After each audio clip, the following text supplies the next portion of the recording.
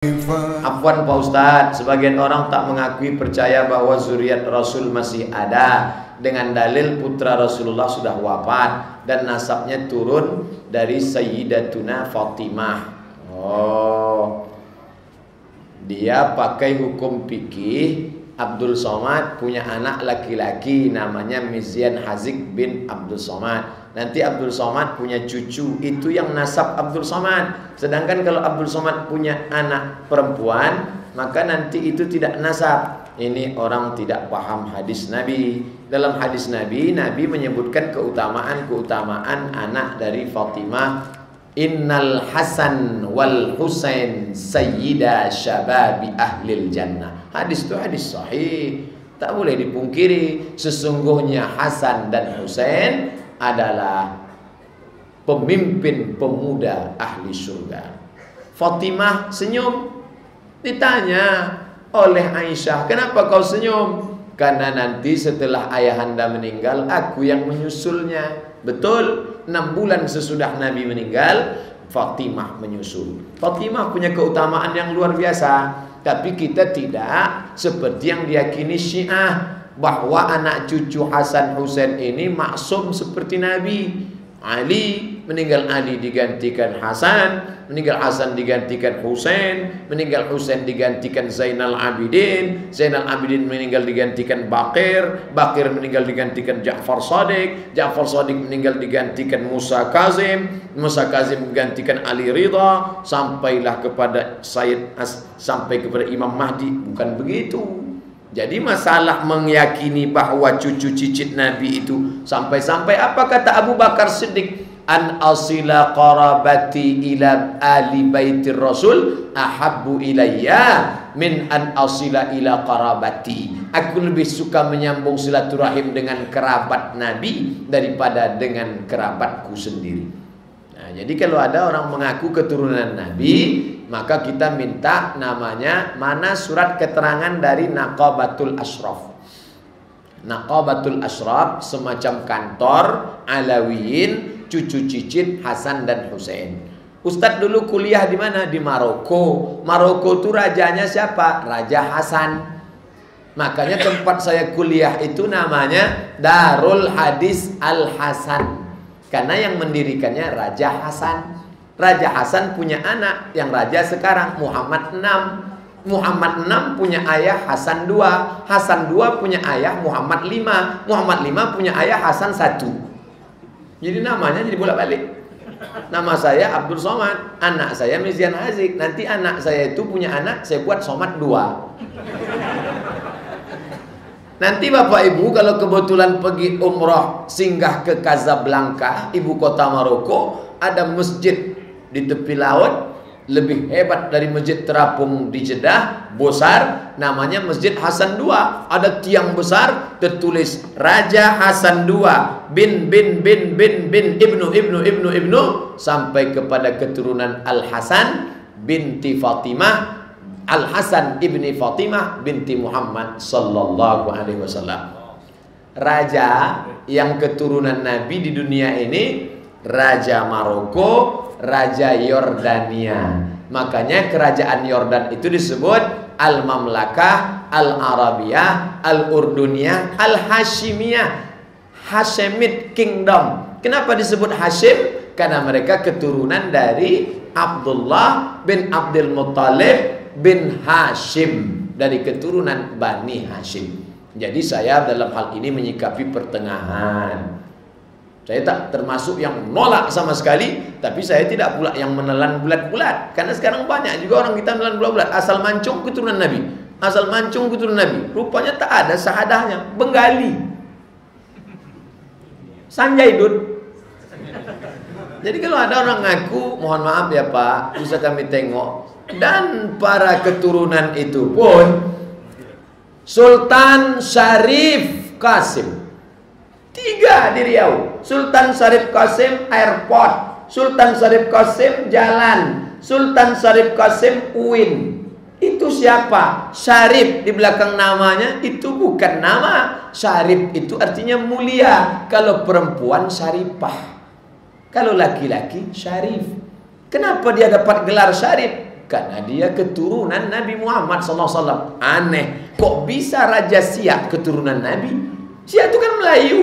Rupanya ada anak Raja Siak itu perempuan, namanya Tengku Embong, menikah dengan keturunan Nabi Sayyid Utsman. Dari sejak Sayyid Utsman ke bawah itulah nasabnya, kalau diurut-urut naik ke atas, bertemu pada nasab Imam Zainal Abidin, anak Bakir, anak Imam Ja'far Shadiq, anak Bakir, anak Zainal Abidin, anak Husain, anak Fatimah, anak Muhammad sallallahu alaihi wasallam. Tapi bukan mentang-mentang mereka keturunan Nabi otomatis masuk surga. Lau sarakat Fatimah binti Muhammad, andai Fatimah anak Muhammad mencuri, laqata'tu yadaha, aku sendiri yang akan memotong tangannya. Dalam hal ini saya tidak bersifat ekstrim menolak sama sekali, dan saya tak pula ekstrim menelan bulat-bulat. Saya pertengahan. Yang ada dalilnya, saya tetap menghormati mereka karena Zaid bin Sabit mencium tangan Abdullah bin Abbas. Ditarik sama Abdullah bin Abbas, kenapa kau cium tanganmu? Begini kami memuliakan keluarga Rasulullah, kata Zaid bin Sabit. Padahal Zaid bin Sabit jauh lebih tua daripada Abdullah bin Abbas. Kenapa? Memuliakan keturunan Nabi SAW. Tapi kalau dia soleh, karena ilmunya, karena amalnya, mengajar, ikhlas, baik, itu yang kita lihat. Apa hukum merayakan hari besar Islam di masjid yang menggunakan duf hadrah? Assalamualaikum Zainal Anbiya. Kelempang-kelempong, kelempang-kelempong. Terbagi dua kelompok. Kelompok satu mengatakan haram pukul-pukul gendang dalam masjid. Mana dalilnya? Inna li hadhil masajid, masjid ini la yasluh laha, tidak boleh kecuali hanya tiga: as-salah, zikrullah, wa qiraatul Quran. Di masjid hanya boleh tiga: salat, zikir, baca Quran. Titik. Ini dalil hadis mereka. Kelompok yang kedua mengatakan pukul gendang boleh. Dalilnya mana? Satu, aklinun nikah. Kalau nikah jangan diam-diam. Makanya tak boleh nikah siri. Umumkan kalau nikah.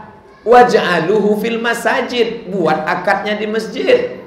Wadribu alaihi biddufuf, pukulkan gendang. Kelempang kelempong, kelempang kelempong. Selamat datang wahai mempelai la la la la la la la. Hadisnya jelas, pukulkan gendang kata dia. Dalil kedua, Nabi duduk di samping rumahnya, Aisyah menengok dari celah telinga, ada orang Habasyah, tentara berkulit hitam, menari tongkat pendek dalam Masjid Nabawi. Dalam Masjid Nabawi mereka menari tongkat pendek. Lalu kata yang membolehkan, kami ambil dalil qiyas. Kalau menari tongkat pendek boleh, maka memukul gendang pun boleh. Ini dalil yang membolehkan. Ini dalil yang tak membolehkan. Ustaz Somad mana? Saya jalan tengah. Kalau ada ibu-ibu punya grup nasyid Maulid Nabi Isra Mi'raj, saya tanya panitia, nanti malam ada mereka pukul gendang? Iya. Di mana kami buat Pak Ustadz? Buat di teras. Jangan di depan. Kenapa? Karena kalau di depan istri orang mukul gendang ditengok bini orang, ditengok laki orang. Gendangnya biasa, lipstiknya 2 inci. Ayo sempit. Nah, lagunya bagus. Bila Israel datang memanggil biru hijau. Maka kalau mau pukul gendang, pukul di belakang. Kalau ibu-ibu ini tidak dilatih pukul rebana, tradisi ini nanti hilang. Akikah pukul gendang, walimah pukul gendang, marhaban, hadrah, marhaba, sekarang sudah tak ada lagi. Digantikan oleh apa? Keyboard tunggal, keong racun, kucing garong.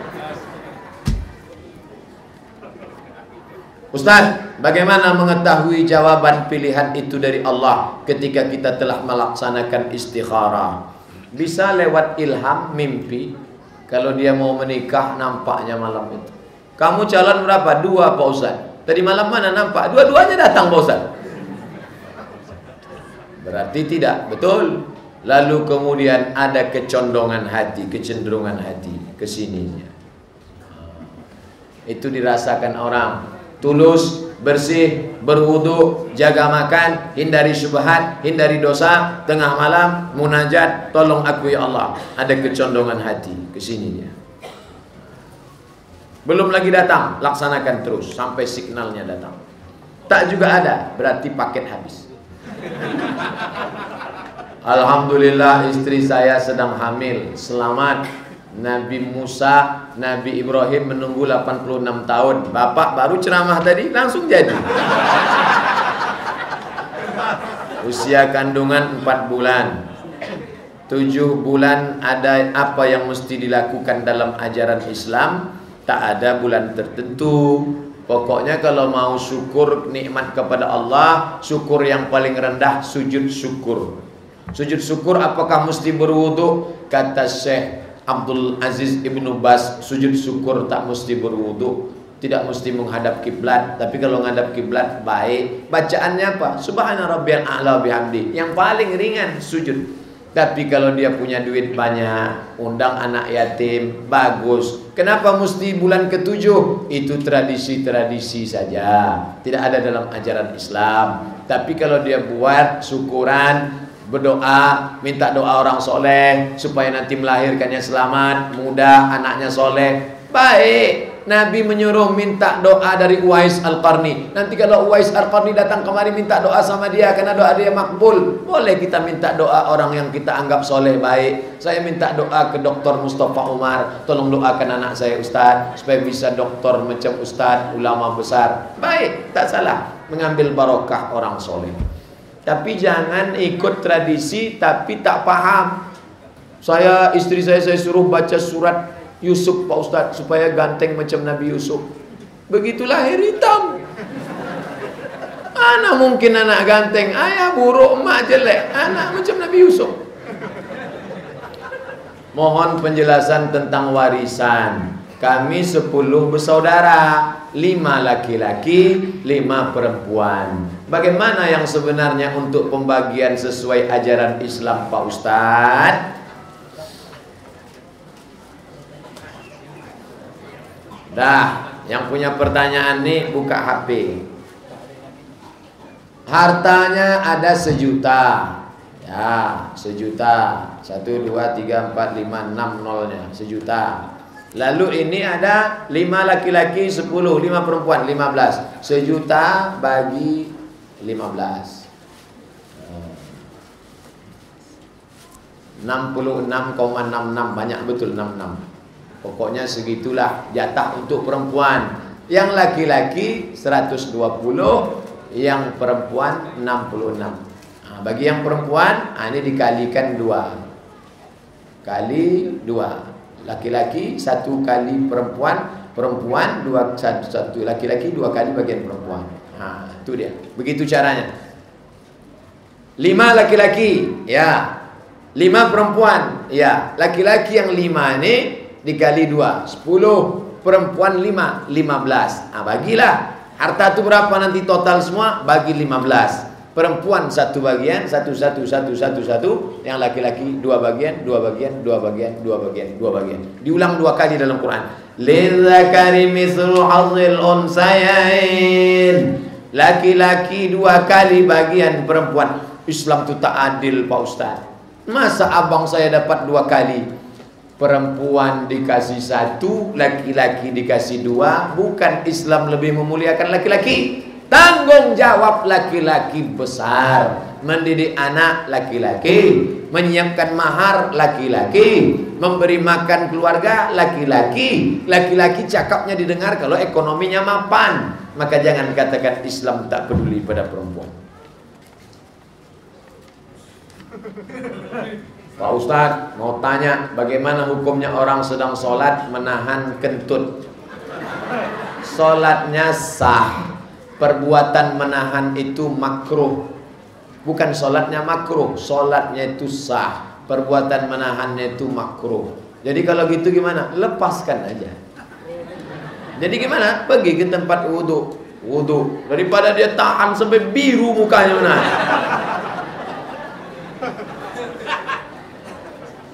Saya pergi ke rumah sakit Jalan Arengka, jumpa dengan profesor doktor.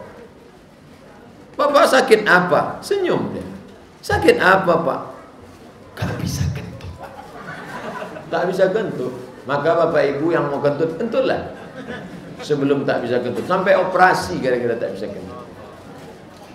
Pak Ustaz, saya pernah jumpa orang sedang sholat. Pas salam ke kanan menoleh dia buka tangan. Salam ke kiri dia buka tangan kiri. Apa memang ada sunnahnya? Assalamualaikum warahmatullahi. Assalamualaikum warahmatullah. Saya kalau ada pendapat ulama 1, 2, 3 saya sebut 3. Tentang mengusap kepala 3. Mazhab Syafi'i, mazhab Hanafi, mazhab Maliki 3. Masalah letak tangan 6. 6 pendapat letak tangan. 1, 2, 3, 4, 5, 6. 1, 2, 3, 4, 5, 6. Untung dibalikkan, kok tidak terlentang sih ke belakang. Nah, adapun tentang meletakkan tangan, membuka satu mazhab pun tak ada. Makanya kalau salam tetap Assalamualaikum warahmatullah. Assalamualaikum warahmatullah. Tak ada buka tutup. Tak ada satu mazhab. Tutup saja. Pak Ustaz, apakah salat tasbih boleh dilaksanakan dengan berjamaah? Idza fu'ila dzalika ahyanan jaza. Kalau dibuat sekali-sekali boleh. Tiap hari tak boleh. Sekali-sekali boleh. Alhamdulillah di Pekanbaru solat sunat tasbih dibuat 5 tahun sekali. Pas musim-musim pilkada. 4. Saya mau tanya Pak Ustadz, bagaimana hukumnya membayar upah petugas masjid diambilkan dari zakat mal? Mohon penjelasannya. Boleh. Masuknya kemana? Innamas sadaqatu lil fuqara wal masakin wal amilina 'alaiha wal muallafati qulubuhum wa fir riqab wal gharimin wa fi sabilillah wa ibnis sabil. Masuknya fi sabilillah. Begitu kata Imam Fakhruddin Ar-Razi, meninggal 606. Mudah ingatnya, 606. 505 Imam Ghazali, 606 Fakhruddin Ar-Razi, 303 Imam Tobari. Itu cara ngingat tahun mati orang yang mirip-mirip. Tak ingat. Nah, tentang masalah ini masuknya ke dalam mana? Masuknya ke dalam fisabilillah. Ini masjid, ini jalan, ini kampung. Tiba-tiba jalan ini longsor karena hujan lebat. Kata Imam Fakhruddin Ar-Razi, membangun jembatan pakai duit zakat boleh. Kenapa? Karena orang kampung tak bisa sholat kalau jembatan tak ada. Ma la yatimul wajib illa bihi fahuwa wajib. Kalau sholat itu wajib, buat jembatan juga hukumnya wajib. Saya mau tanya Pak Ustadz, bagaimana hukumnya kulit sapi, kulit kambing kurban dijual? Man ba'a jilda udhiyatihi, siapa yang menjual kulit hewan kurbannya, fala udhiyatalah, maka tiada kurbanlah baginya. Tak boleh menjual kulit kambing, kulit sapi. Lalu kalau digunting halus-halus, masukkan ke plastik, kampung kita bau bangkai. Karena tak ada yang bisa mengolah, memasak. Jadi gimana kulit ini? Saya ditugaskan ngurus kulit, maka saya panggil fakir miskin. Fakir miskin, sini. Ini kulit untuk kalian. Ambillah. Jijik, busuk. Tak mau? Tidak. Oke, saya punya kawan. www.jange.com. Assalamualaikum, Mr. Jange. Are you there? Oke.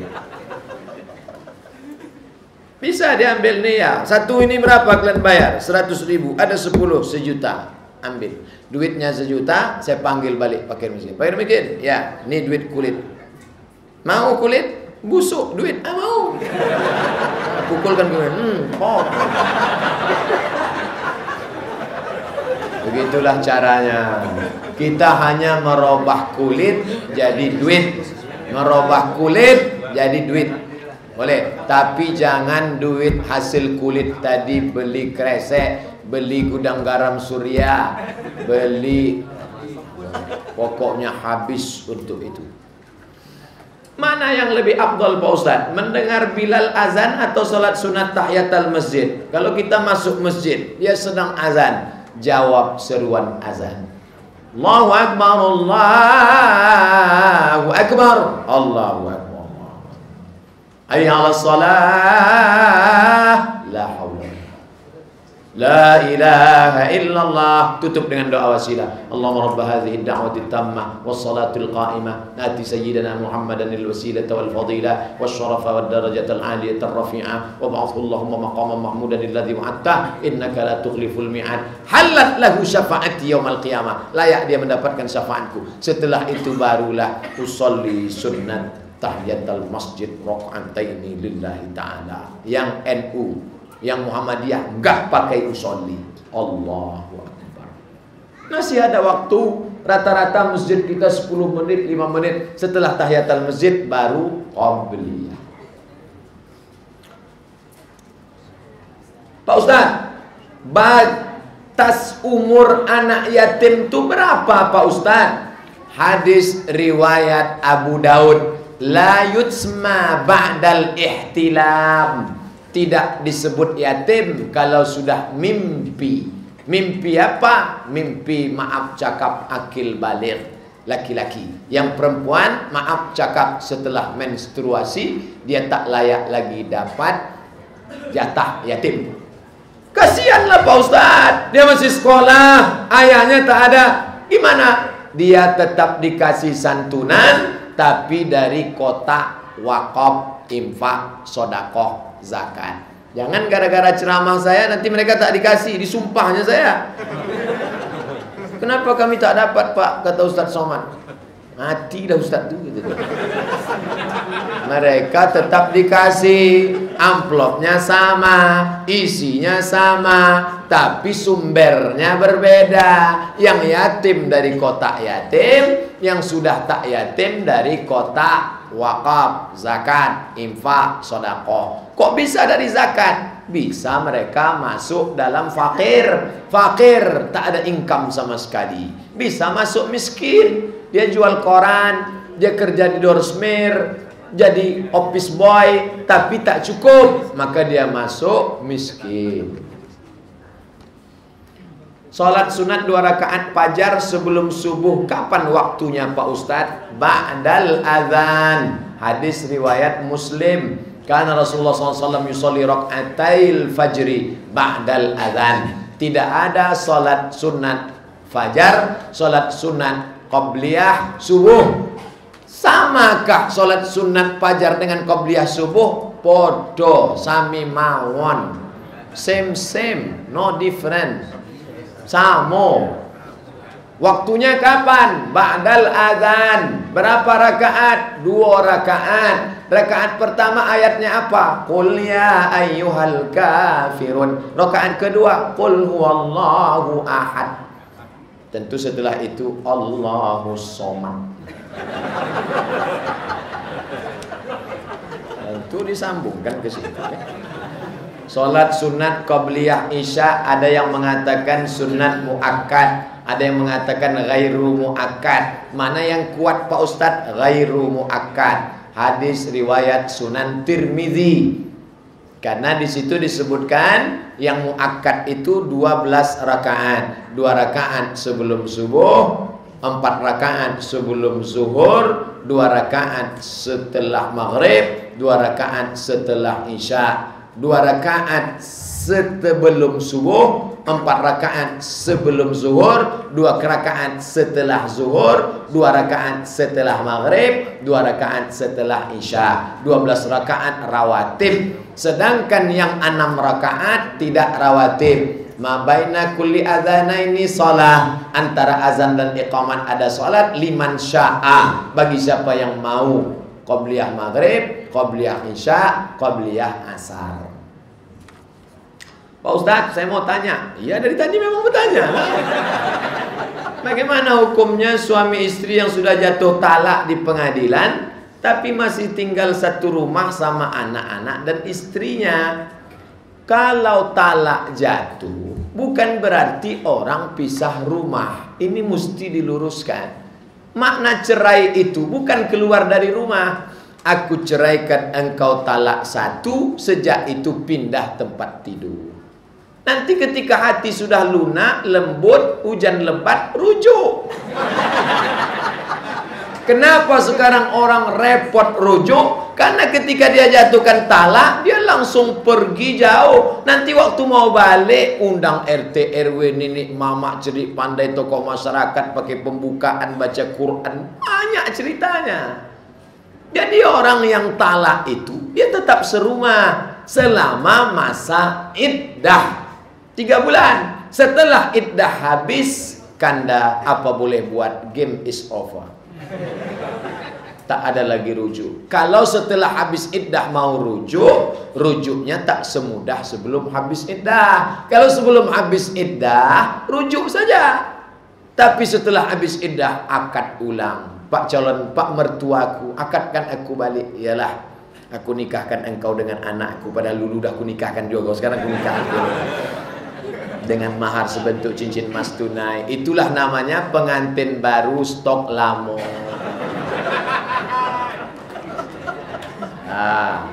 Kalau setelah habis iddah dia serumah, bagaimana Pak Ustadz? Haram, karena dia tinggal dengan orang yang tak mahram. Ingat, yang serumah dengan mantan istrinya demi anak-anak Pak Ustadz, tak ada demi-demi. Kau sudah serumah dengan tak mahram, haram kau tengok, haram kau pandang. Saya tak bernafsu nengok dia Pak Ustadz. Tak nafsu, tak nafsu. Bukan cerita nafsu, tak nafsu. Haram. Kalau mau balik, balik. Pak Ustadz, bagaimana maksud hadis niyatul mu'minin khairum min amalihi? Bagaimana maknanya? Orang beriman, kalau dia berniat baik, catat, kata Allah pada malaikat, catat. Jadi tak dia buat, tak jadi, buat 1. Kalau jadi, buat 2. Niatnya saja sudah baik, maka orang Islam disuruh positive thinking. Makanya tiap malam berniatlah sholat tahajud. Tapi jangan pula tiap malam tertidur terus. Tuh, niat orang mukmin baik, amalnya baik, maka niatnya itu baik, amalnya baik.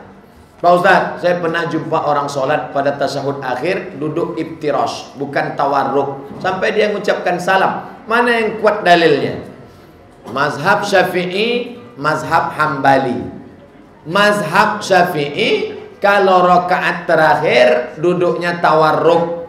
Tawarruk diambil dari kata warik. Waruk, warik, tawarruk, warik. Warik artinya maaf, pantat. Pantatnya menempel ke lantai. Satu rakaat witir, 2 rakaat tetap pantatnya menempel ke lantai. Itu mazhab Syafi'i. Sedangkan mazhab Hambali, kalau sholat itu tidak ada tasyahud awalnya, sholat Jumat, qabliyah, ba'diyah, maka dia tetap duduknya iftirash. Iftirash artinya karpet.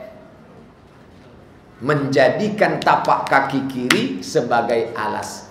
Mana yang paling kuat Pak Ustadz? Ini ijtihad, bukan hadis ini. Hadisnya 1, ijtihadnya banyak. Saya condong ke mazhab Syafi'i, tapi saya tak menyalahkan saudara saya yang sholat subuh duduknya iftirash. Saya duduk tawarruk, tak masalah. Yang masalah mana? Yang tak sholat subuh. Bagaimana hukum pernikahan di mana calon istri sudah hamil di luar nikah? Apakah sah pernikahannya Pak Ustadz? Sepakat ompek mazhab Hanafi, Maliki, Syafi'i, Hambali bahwa orang hamil kalau menikah dengan yang menghamilinya, nikahnya sah. Hanya saja muncul masalah setelah anak lahir, tidak boleh pakai bin binti bapaknya. Kalau anak itu laki-laki, adiknya perempuan, dia tak bisa mewalikan adiknya. Kalau dia mati, tidak dapat warisan. Ayahnya mati, anak tak dapat. Anak mati, ayah tak dapat warisan. Dan kalau anak itu gadis, si bapak tak bisa mewalikannya. Jagalah.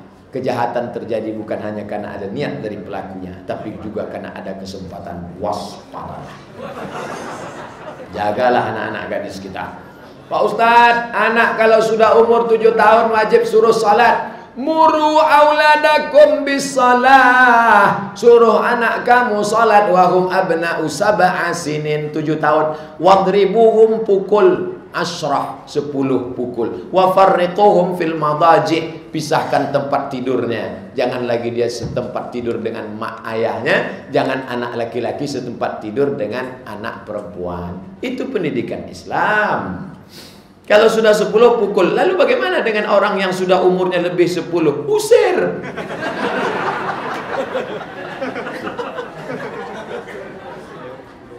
Apa hukumnya bagi laki-laki yang tak mau sholat berjamaah ke masjid, padahal dia dekat rumahnya dengan masjid?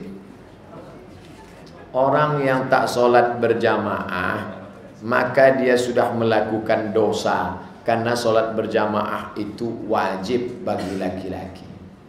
Perempuan di rumah. Laki-laki yang soleh sholat di masjid. Laki-laki yang sholat di rumah itu laki-laki soleha. Maka sholat di masjid. Sampai-sampai Nabi mengatakan layan tahiyanna. Mereka yang tak ke masjid berhenti. Kalau tetap tak ke masjid, la u'arriqanna. La dipangkal, na di ujung, taukid, penekanan. La u'arriqanna, akan kubakar rumah mereka. Bayangkan itu, bertambah titik api di provinsi Riau.